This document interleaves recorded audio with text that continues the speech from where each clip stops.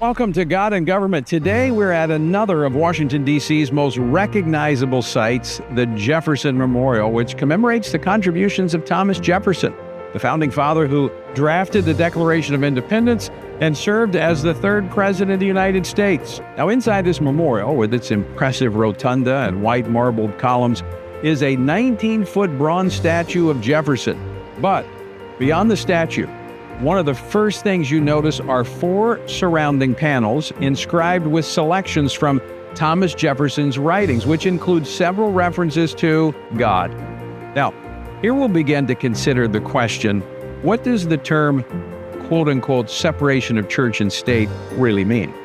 Well, we have Thomas Jefferson to thank for that phrase, which first appears in a letter that he wrote to a group of concerned Baptists in Connecticut, assuring them that the government would not encroach upon their First Amendment freedom of religion.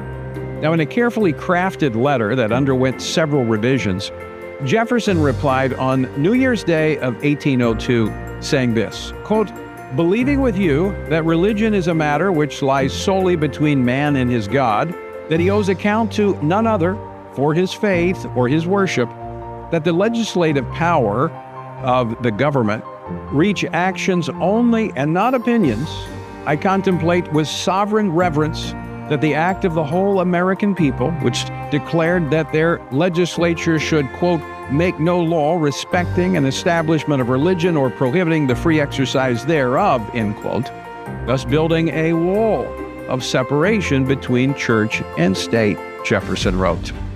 He committed to the Danbury Baptists that while he was president, he would make sure that Congress would make no laws restricting their freedom of religion.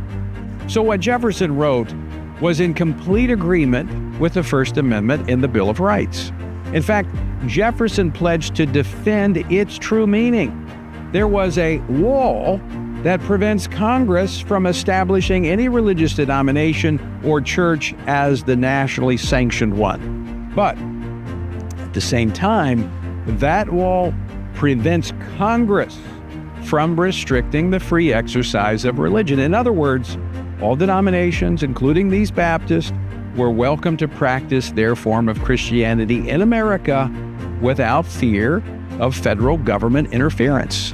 So Jefferson believed the wall of separation from the First Amendment erected was originally intended to keep the government out of the church, not God out of government. Now, evidence that Jefferson's intent for this wall of separation was not to keep God out of government is found in his actions as president. For example, Jefferson signed off on congressional grants, tax dollars, to support a missionary and the building of a church serving Native Americans. On the very day that Jefferson sent his letter to the Danbury Baptists, Jefferson was hosting at the White House a Baptist pastor, Elder John Leland, whom Jefferson had invited to preach at the U.S. Capitol on Sunday, January the 3rd, 1802.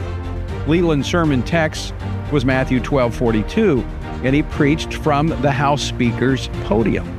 Jefferson not only faithfully attended church services in the Capitol, he also allowed the Marine Corps band to play during worship services. When the Sunday worship service crowds grew too large for the old House chamber, church services were established at the Treasury and at the War Departments, which were under Jefferson's supervision. The claim by the court and others that Jefferson's wall of separation was intended to keep God out of government is completely false.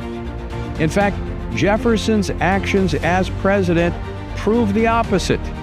He actually supported God in government. Now, let's join the group for today's session.